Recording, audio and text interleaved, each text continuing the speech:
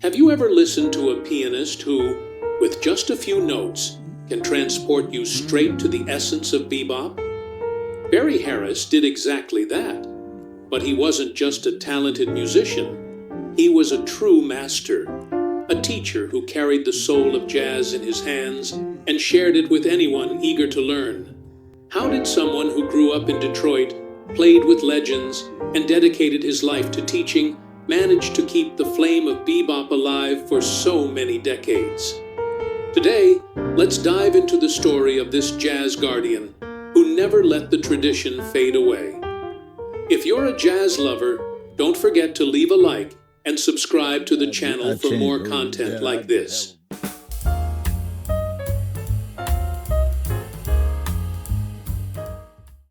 Barry Doyle Harris was born on December 15, 1929, in Detroit, Michigan, USA. But to the world of jazz, he was simply Barry Harris, a name that became synonymous with pure bebop. Music had always been a part of his life from an early age, though not due to the influence of famous musicians of the time. It was his own mother, an amateur pianist, who introduced him to the piano. It's said that Barry didn't receive strict formal training at first. In fact, his mother showed him his first chords, but it was his own curiosity that drove him to spend countless hours at the keyboard, trying to make sense of the sounds he heard on the radio and records. While other kids played in the streets, Barry spent his time deciphering harmonies and mimicking solos by ear, immersing himself in the world of jazz. Still young, he realized that the piano could be more than just a pastime.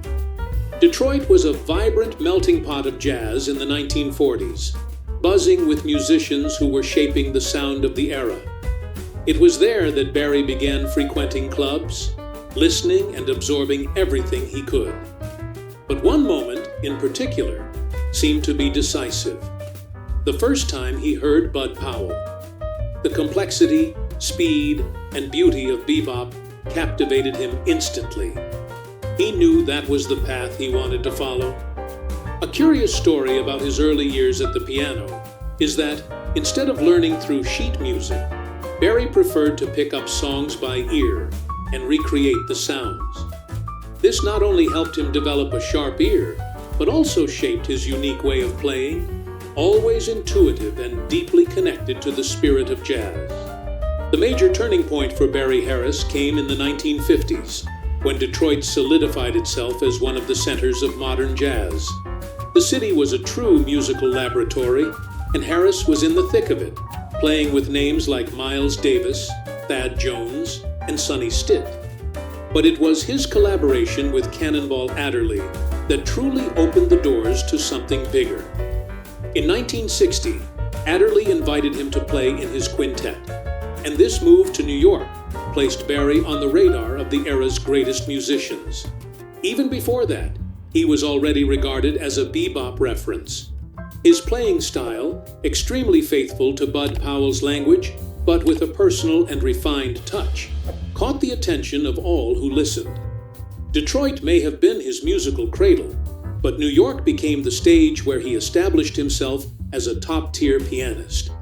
His mentors were, for the most part, the very musicians he admired. He never had a formal teacher in the traditional sense, but learned a great deal by listening to Thelonious Monk and absorbing the essence of bebop directly from its sources. However, his strongest connection was with Bud Powell. Harris didn't just draw inspiration from him, he became one of the most faithful guardians of that style.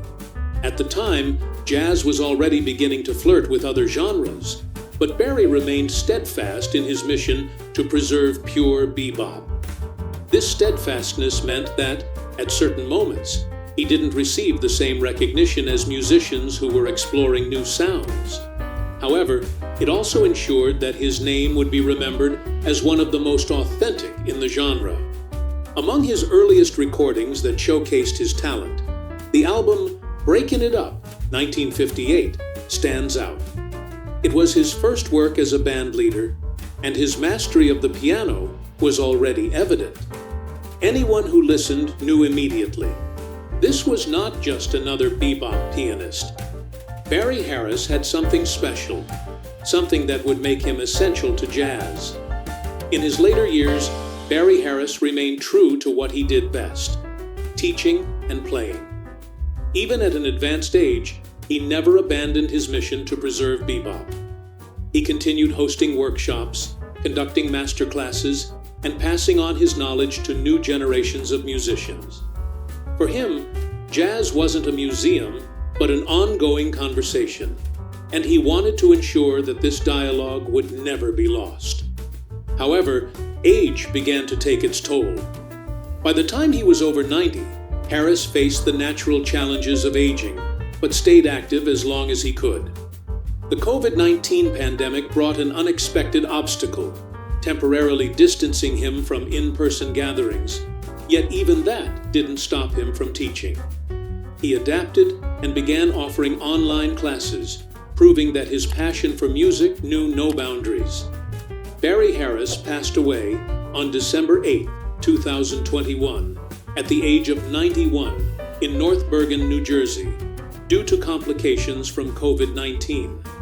His death took many by surprise, as despite his age, he still seemed full of energy and eager to share his art.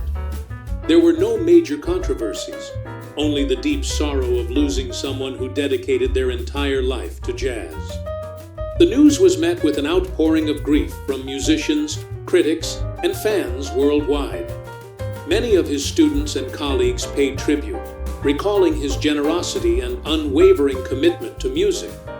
For the jazz community, it marked the loss of one of the last guardians of bebop, someone who carried the authentic sound of an era in his hands and ensured that tradition would never fade away.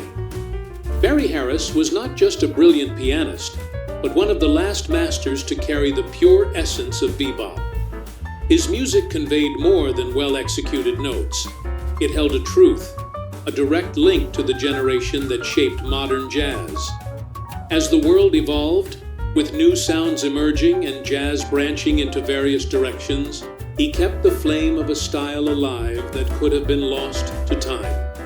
For many musicians, learning from Harris was almost like having a direct connection to Bud Powell and Thelonious Monk. He decoded the logic of bebop and developed a teaching method that continues to be studied by pianists worldwide. His system of harmonies and voicings became a reference, helping musicians understand not only how to play bebop, but how to think musically within that universe. A clear example of his influence was his relationship with musicians like Benny Green and Ethan Iverson, pianists who absorbed his knowledge and carried it forward. But his music also inspired instrumentalists beyond the piano. Guitarists, saxophonists, and trumpeters found in his classes and workshops a way to deepen their connection with jazz. Harris's impact extends beyond notes and scales. He understood music as a dialogue, a means of expression that needed to be passed on. Today, in an era where information is accessible with just a few clicks, his direct and intuitive approach teaches that jazz isn't learned solely by reading sheet music, but by listening, feeling, and interacting. His work was not only about preserving a style, but ensuring it continued to evolve in the hands of those willing to learn. If a musician can influence generations without ever straying from their essence, is their true contribution only in the notes they played, or in how they taught others to feel the music? Barry Harris paved the way for anyone wanting to understand jazz in its purest form. But do we still give the proper value to this tradition? Share your thoughts in the comments. And if you want to keep discovering the stories of jazz's great masters, subscribe to the channel and turn on notifications. Your support helps us bring more content like this. Don't forget to leave a comment with your ideas and suggestions.